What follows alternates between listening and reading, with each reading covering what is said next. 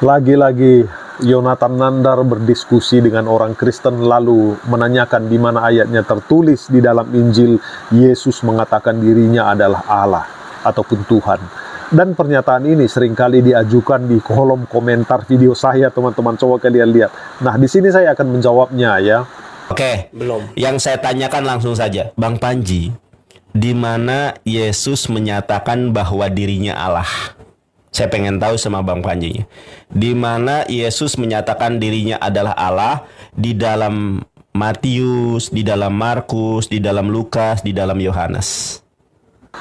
Nandar ini seringkali menyasar orang-orang Kristen awam. Dia mengajukan pertanyaan yang mendasar, yang namanya orang Kristen awam pasti tidak menguasainya. Nah, itu sama halnya dengan juga orang Muslim awam ketika diajukan pertanyaan seputar keyakinan mereka. Mereka juga akan kelabakan untuk menjawabnya. Ya, namanya mereka orang awam ya. Nah, tapi coba sesekali mencari orang yang menguasai Alkitab. Nah, seperti saya misalnya, pasti ini Nandar ini nggak akan bisa ngapa-ngapain ya. Nah, mari kita membahas ke topik. Nah, pernyataan seseorang yang bertanya, ya seperti Nandar ini, di mana Yesus pernah mengatakan dirinya sebagai Tuhan. Ini menunjukkan ketidakpahaman mendalam terhadap ajaran Alkitab, teman-teman. Yesus sendiri dengan jelas mengatakan keilahiannya dalam Yohanes 8 ayat 58. Nah, sebelum Abraham jadi, aku sudah ada, kata Yesus. Nah, yang membuat orang Yahudi hendak melempari dia dengan batu karena memahami itu sebagai klaim keilahian. Nah, orang Yahudi ini sangat menguasai yang namanya Alkitab. Nah, ketika Yesus lahir dan Herodes bertanya kepada pakar-pakar Alkitab, pakar-pakar kitab suci kala itu, dan orang itu mengatakan, oh lahirnya di Bethlehem.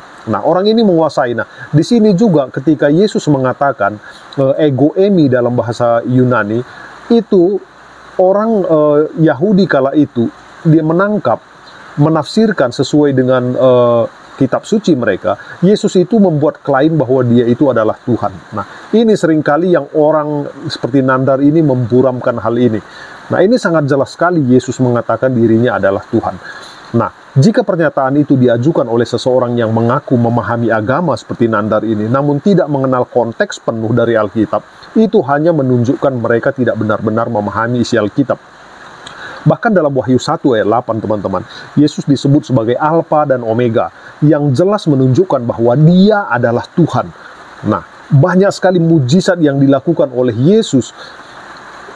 Selain dari dia mengaku dirinya adalah Tuhan, banyak sekali mujizat yang diadakan oleh Yesus yang orang awam tidak bisa lakukan. Hanya Yesus, hanya Tuhan yang bisa melakukan hal itu. Dan ini mereka ini dibutakan, nggak mengerti apa-apa. Nah, orang yang meragukan hal ini menunjukkan ketidaktahuan mereka terhadap Alkitab dan dasar iman Kristen yang seharusnya dipahami dengan baik.